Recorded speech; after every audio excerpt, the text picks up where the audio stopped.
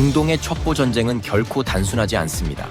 전 세계가 주목하는 이란의 핵 프로그램을 둘러싸고 한 정보기관은 보이지 않는 전쟁을 벌이고 있었습니다. 바로 이스라엘의 정보부 모사드. 그들은 암살, 사이버 공격, 첨단 기술을 총동원해 이란의 핵 야망을 저지하고자 했습니다. 이들의 대담한 작전은 마치 영화처럼 숨막히는 긴장감을 자아내며 적진의 심장부에서 벌어진 진정한 첩보전을 보여주었습니다. 오늘 우리는 모사드가 펼친 비밀작전의 이면을 파헤쳐 보겠습니다. 모사드의 비밀작전, 이란 핵 프로그램을 향한 숨막히는 추격전, 과 무선 호출기의 PETN 폭탄, 과학자, 암살의 비밀 무기. 이스라엘 정보부 모사드는 현대 정보 기관들 중에서도 그 활약상이 가장 극적이고 흥미진진한 기관 중 하나로 손꼽힙니다. 그 중에서도 특히 이란의 핵 개발을 저지하기 위한 활동은 영화 같은 실화들로 가득합니다. 이란의 핵무기 개발 계획은 2000년대 초반부터 국제사회에서 중요한 이슈였으며 모사드는 이를 저지하기 위해 복잡한 전략과 기술을 동원했습니다.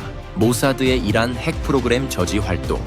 모사드는 이란의 핵 과학자들에 대한 타깃 암살 작전부터 사이버 공격에 이르기까지 다양한 방식으로 이란의 핵 개발을 방해했습니다.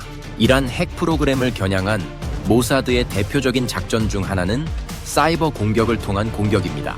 스톡스넷, 모사드와 CIA의 사이버 공격.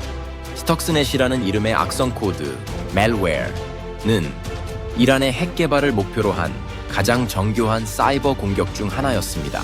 이 프로그램은 2010년 이란의 나탄즈 핵시설을 타깃으로 했으며 모사드와 미국 CIA가 협력하여 개발한 것으로 알려져 있습니다. 스톡스넷은 이란의 원심 분리기, 우라늄 농축 장치를 고장나게 하여 우라늄 농축을 지연시키는 데 성공했습니다. 이 악성 코드는 처음에는 전혀 의심되지 않은 상태에서 이란의 컴퓨터 시스템에 침투했습니다. 스톡스넷의 작동 방식은 매우 정교했습니다. 일반적인 악성 코드와 달리 특정 기계 PLC (Programmable Logic Controller)와만 상호작용하며 나머지 시스템에는 영향을 미치지 않았습니다. 이는 마치 특수하게 설계된 열쇠가 특정 자물쇠에만 맞는 것처럼 스톡스넷은 이란의 핵시설에 있는 원심 분리기에만 영향을 미치도록 설계되었습니다. 이를 통해 이란의 핵 개발은 상당한 타격을 입었고 수년간 지연되었습니다. 무선 호출기와 PETN 폭탄, 과학자 암살의 비밀 무기. 모사드의 또 다른 놀라운 작전은 이란 핵 과학자들에 대한 타깃 암살입니다. 이 과정에서 사용된 기술 중 하나는 무선 호출기와 PETN 폭탄을 이용한 정밀 타격이었습니다. PETN 펜타 에리트리톨 테트라 나이트레이트는 매우 강력한 고성능 폭발물로 소량으로도 엄청난 폭발력을 발휘할 수 있습니다. 이 폭탄은 주로 항공기 테러에 사용되곤 했는데 모사드는 이를 이란 핵 과학자들을 암살하는 데에도 활용했습니다. 2010년부터 2012년 사이 이란의 여러 핵 과학자들이 정교하게 설계된 폭탄 공격으로 암살되었습니다. 모사드는 이 암살 작전에서 주로 원격으로 폭탄을 폭발시키는 무선 호출기를 사용했습니다. 예를 들어 과학자의 차 밑에 폭탄을 설치한 후 모사드 요원들은 근처에서 상황을 주시하다가 무선 호출기로 폭탄을 기폭시키는 방식이었습니다. 이 방식은 원거리에서 안전하게 암살을 실행할 수 있는 장점이 있었습니다. 2010년 1월 이란의 핵 과학자 마수드 알리 모하마디 마수드 아리 모함마디가 집 앞에서 폭탄에 의해 사망한 사건이 그 예입니다. 이 사건에서 사용된 폭탄은 모하마디의 오토바이에 부착되어 있었고 원격 호출기로 기폭되었습니다. 이런 방식은 이란 내에서 큰 혼란을 야기했으며 핵 과학자들 사이에서 두려움을 불러일으켰습니다. 또한 모사드는 소형 자석 폭탄을 활용해 핵 과학자들이 운전 중일 때 타깃을 제거하는 방식도 자주 사용했습니다. 자석 폭탄은 타깃 차량에 부착되고 과학자가 차량에 탑승하거나 운전 중일 때 원격으로 폭파되는 방식이었습니다. 이란 내부에서의 첩보 활동과 심리전. 모사드는 단순히 암살과 사이버 공격에 그치지 않았습니다. 그들은 이란 내부에서 심리전을 벌이고 이란 과학자들을 회유하거나 협박하여 핵 프로그램의 진행을 방해했습니다. 모사드는 이란의 핵 프로그램 관련 기밀 정보를 빼내기 위해 이란 내에 광범위한 정보망을 구축하고 이 과정에서 이란 내 반정부 인사들과도 긴밀하게 협력했습니다. 특히 2018년에는 모사드 요원들이 이란 내에서 극비 핵 문서 수천 페이지를 빼내오는 대담한 작전을 성공시켰습니다.